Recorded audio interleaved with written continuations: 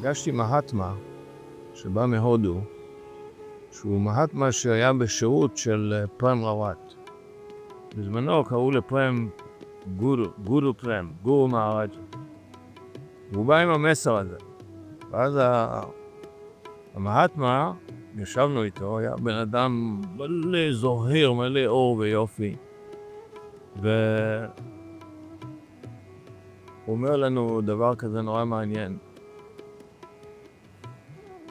You want to know yourself? Why you look outside? Where do you live? Where are you? You are inside. You want to know yourself? Why you look outside? You open your eyes, what do you see? You see the whole world. You don't see yourself. You want to know yourself? You close your eyes. היינו כזה עמומים. וואי, איזה רעיון. גם כאן אתה שומע את זה, אתה אומר, וואו. זה הגיוני, אני פותח את העיניים, אני רק רואה את מה שמחוצה לי. אבל איך אני יכול לסגור עיניים, מה אני יכול לראות?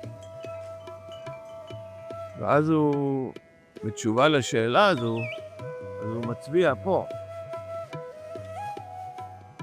You have to open the gate. You have the window, you don't open the window. But the window, don't open the window to look, to go outside, you open the window to go inside. אבל בשבילי היה כשהוא הצביע על הנקודה הזו, ישר היה לי פיצוץ ראש כזה, רגע, זה תפילין, אנחנו היינו מניחים תפילין. וכשתפילין של הראש וכל התנועה בתפילה היהודית, שמע ישראל. ביהדות אתה עושה קריאת שמע, אתה נוגע פה, בין תותפות עיניך, ואתה מתרכז לא שמענו, לא למדנו את הדברים שהוא אמר, הוא אמר בצורה מאוד ברורה, כן? זה השער אל הפנים, שער אל האור. כשאני הסתכלתי שוב בתפילה, בשמע ישראל, וכל התפילה הזו, היא כולה תפילה שקוראת לאור. אז היה, פתאום התחברו לי דברים כזה, אמרתי, וואו, זה...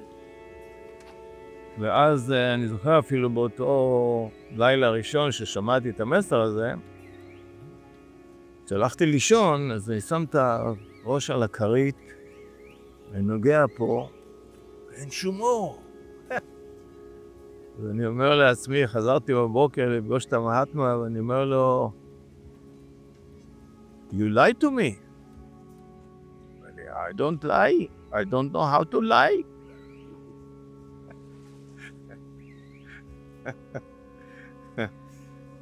I can never lie to you, but you can very much lie to yourself and misunderstand what I'm talking about. אמרתי, וואו, אני משקר לעצמי? אז הוא אומר לי, why do you do? אמרתי לו, I put my head on the pillow, I touch here, there's no light.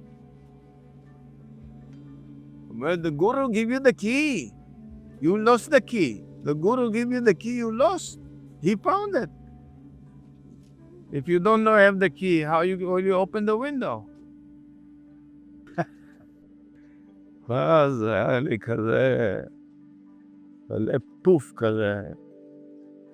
החשיבה הזו שיש גורו, יש מישהו, וגורו זה, הוא הסביר לנו שגו, G-U זה חושך, R-U זה אור. המושג הזה של גורו זה זה שמוכר אותך מחושך לאור. ובצורה הפשוטה זה היה מה שהוא דיבר לי, שהוא פותח את השער הזה. ובעצם זה מה שהיה בחוויה של קבלת החניכה, חניכת הידע, קבלת הידע, משהו קרה. שהוא נוגע בשלב הזה פה, בתהליך הזה, ומשהו נפתח. אז לי נפתח בקבלת ידע, נפתח לי כל כך הרבה אור שלא יכולתי לדבר.